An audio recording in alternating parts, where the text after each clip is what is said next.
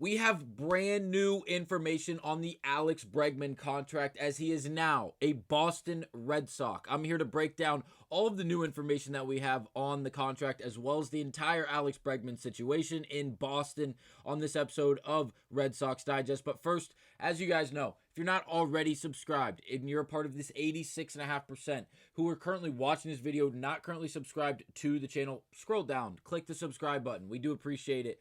Thank you guys. But now let's get to it and break down this massive news and the new details on the Bregman deal. Now, I'm just excited to be able to bring you a video that isn't Alex Bregman and the Red Sox are in talks, and the Alex Bregman and the Boston Red Sox are having conversations. Yes, we were having conversations, and we finally went out there and got the job done. We were discussing this all offseason long, how the Red Sox are complimenting and patting themselves on the back for being in the talks with and in conversations with big name player after big name player, despite not landing any of them. Obviously, we did go out and acquire Crochet and Buehler and the good pieces that we added to the pitching staff, whether it be in their starting rotation or the bullpen. But again, the conversation around the right-handed bat has been present all offseason long, and we have failed to do anything until now. We go out and we acquire Alex Bregman, and this is huge. Not only do we have a very, very competent right-handed bat who is going to be substantial offensively,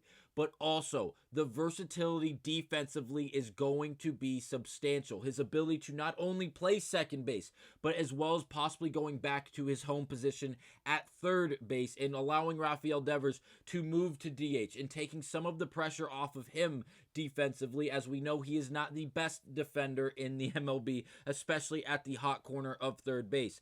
Again, there's a lot to break down. We're going to start with this tweet from Buster Only, the one and only, as he goes on to say the deferrals on the Alex Bregman deal are significant. The present day value of his contract is expected to be assessed in the range of the $90 million for 3 years. So again, Alex Bregman, it's obvious why you ended up choosing the Boston Red Sox out of all of the other offers. As we know, as of now, the Tigers offered 6 for $171.5. Again, that is a substantial contract. And again, he had connections to AJ Hinch there, and he still decided to go to Boston as, again, 3 years, $120 million.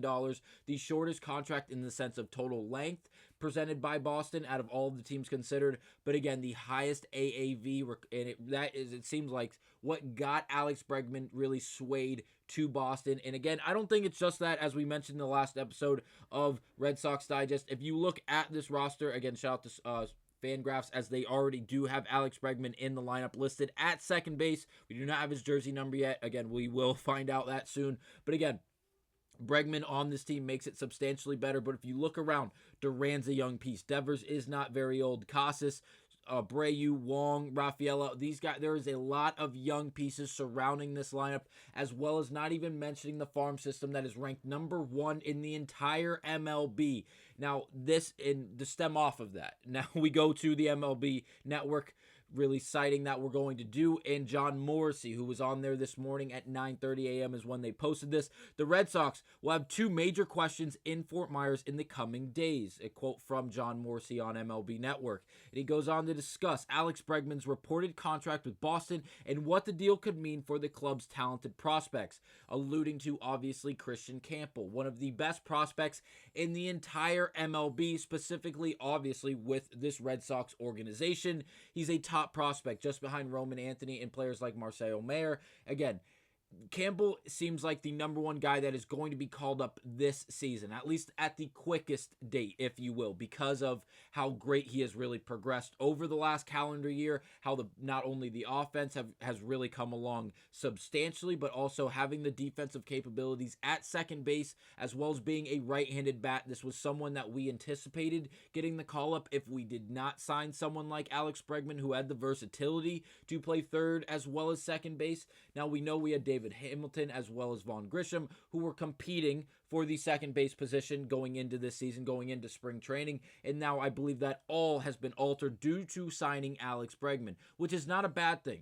The only thing is, how much are we going to alter the timeline of Kristan Campbell? Now, we can't be greedy here, but there are a lot of moving parts that John Morrissey goes on to break down that we've had discussions about in the past. What are we going to do with Masataka Yoshida? Is he going to maintain our DH spot? If that's the case, it seems like Devers is going to stay at third, and Bregman would then be our everyday second baseman. Now, I'm not saying there's not going to be days where Devers has a day off or Yoshida has a day off, and we can move pieces around because we are so versatile. Yoshida obviously is a left fielder, but due to the shoulder problems that he dealt with last season and the lack thereof of available reps in the outfield, obviously he has been the DH for the majority of his time in Boston. But he does have the ability to play left field, as well as the surplus of talent that we already have in the in the outfield. Excuse me. Now Bregman is coming into Boston. He's going to be able to play second base because he has the ability to do so at such a high level. But we all know he is primarily a third baseman. So moving Devers to DH is still a possibility, with the ability to move Bregman back to third, improving defense all around, and then moving Campbell up to the MLB level and putting him at second base, not only acquiring Bregman as a right-handed bat who's experienced with a lot of versatility, as well as it seems like really the foundation and really just the overall what we've seen through his 9-year career, just the experience and the resume, he's going to feast in Fenway. If you can add Bregman, which we've already done, and then we can move him to third and establish a great defensive spot at that hot corner, and then allow someone who is young and promising with the upside of Kristan Campbell to come up and play second base, this could be an explosion from the Boston Red Sox. Now, I think before we move Campbell up or not, I think this is substantial. I think this is the biggest move we made up to this point in the offseason,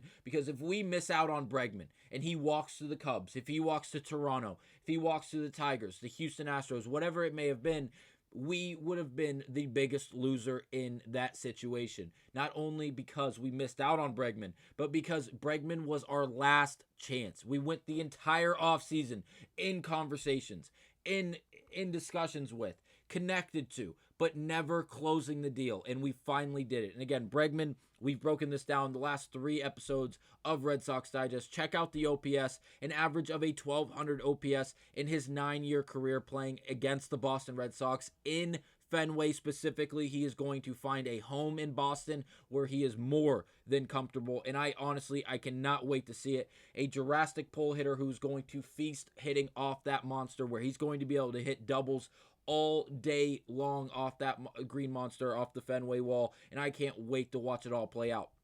Now, that is not the only MLB Network quote we are going to follow. It's also this one, again from John Morrissey, again just a few hours later, as it goes on, or this is from last night, as MLB Network tweets, this changes the American League because the Boston Red Sox now have a legitimate lineup to threaten that of the New York Yankees. End of quote from John Morrissey on Alex Bregman's reported deal with the Boston Red Sox. And I couldn't agree more. As we know, the Yankees are a powerhouse. There's no way around it. They do have a substantial lineup powered by Aaron Judge.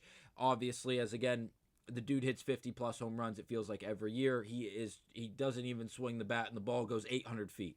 I understand.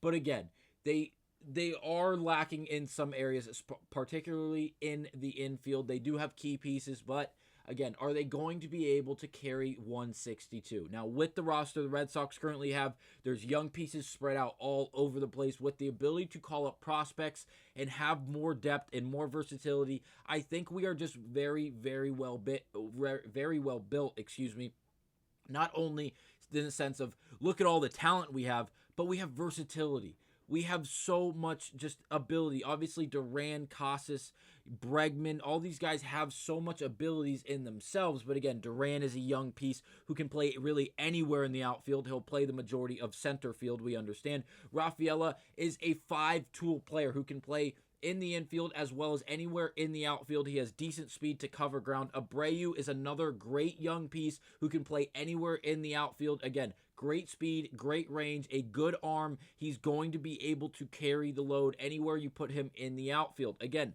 anywhere. Yoshida, primarily a left fielder, had injuries to his shoulder, his throwing shoulder specifically, and because of that, he's been playing DH. He's a quality bat. If it falls off, Morrissey does mention in this MLB Network tweet, if you listen to the actual video tagged below, and I believe it's about 90 seconds long, if not just a minute longer, he mentions one of the two things that we're going into Fort Myers with, into spring training with, is the idea of possibly moving, again, if Devers is going to move from third base, he has to go to DH because we do still have Casas, and it'd be too drastic to move Casas. And I don't believe there's any reason to move Tristan Casas in the sense of a trade to another team for other assets. I don't believe it was worth it. Earlier in the offseason, it was a conversation. At this point, as currently constructed, there is no reason to move the young piece in Tristan Casas, who should be our first baseman for the foreseeable future. But again, if we move Devers to DH and move Bregman back to third base, where do we put Yoshida? Because again, we do have a surplus of talent that we can use in the outfield already. Would we prefer Yoshida? I'm leaning the other way. I like the young pieces that we have in Abreu, Rafael Devers, obviously, as well as others.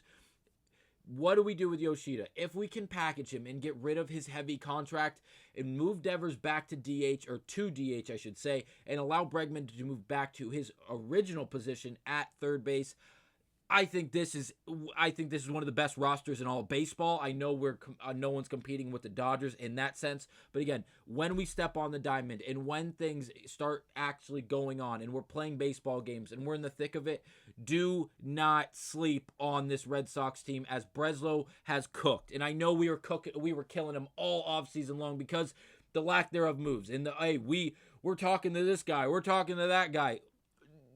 Finish the deal. Do it. Finish it. And you finally did it, and it's substantial. If you would have missed on Bregman, I mean this, we would have been the biggest losers of the entire offseason, in the sense of we talked to all these guys. We never finished it. We never got those guys. And again, if the Cubs would have got him, or if anyone else would have got him, we would have been the biggest loser in that situation if we do not land Alex Bregman.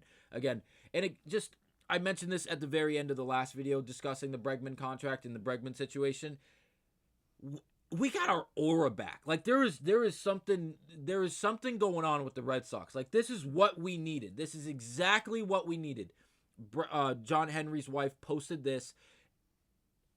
This is what we needed. There's a little bit of swag to it, if you will. There's just an aura. There's just a mojo about it, and it really feels like it's substantial, and it's not just the fan base. It feels like it's involved in the organization. It's the players. It's all of the moving parts. It's all the pieces to the puzzle, and I can't wait to see how this all looks on the diamond.